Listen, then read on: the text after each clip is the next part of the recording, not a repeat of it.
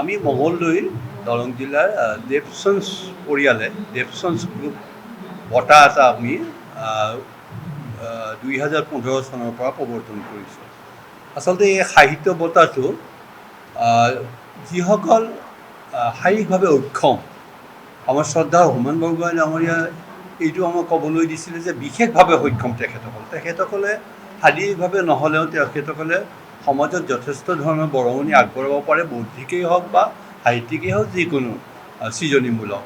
গতিকে তেখেতসকলৰ যিবিলাক সাহিত্যিক আছে তেখেতসকলৰ মাজৰ পৰা প্ৰত্যেক বছৰে প্ৰথমতে, তাৰপিছত এতিয়া আমি 2 বছৰৰ অন্তে কৰিছোঁ, এগৰাকী সৰ্বশ্ৰেষ্ঠ নহয় সকলৰ শ্ৰেষ্ঠ সাহিত্যিক এগৰাকীক আমি একোটা বঁটা আগবঢ়াই আহিছোঁ।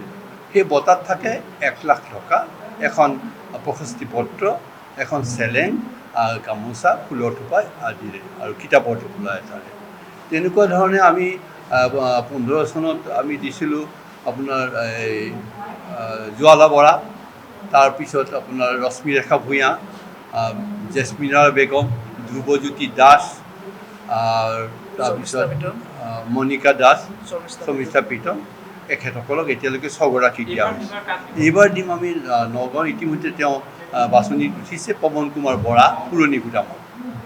তেখেতক আমি আচলতে মোৰ জন্মদিনৰ লগত মোৰ পৰিয়ালে বিচাৰে যে 1 ছেপ্টেম্বৰত দিবলৈ, কিন্তু ৰবিবাৰ হ'লে দেওবাৰ হ'লে সুবিধা হয়। সেইকাৰণে আমি তেওঁলোকৰ স্থানত পুৰণি গুদামত গৈ দেওবাৰে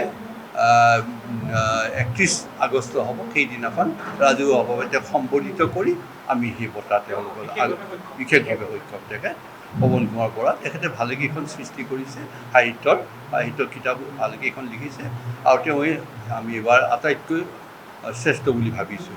গতিকে আমি আজিৰ আপোনালোকৰ জৰিয়তে এই ঘোষণাটো অসমবাসীক, বিশেষকৈ সাহিত্যসেৱীসকলক, সাহিত্যপ্ৰেমীসকলক আৰু বৌদ্ধিক জগতক জনাব বিচাৰোঁ যে এই বঁটাৰে আমি তেখেতক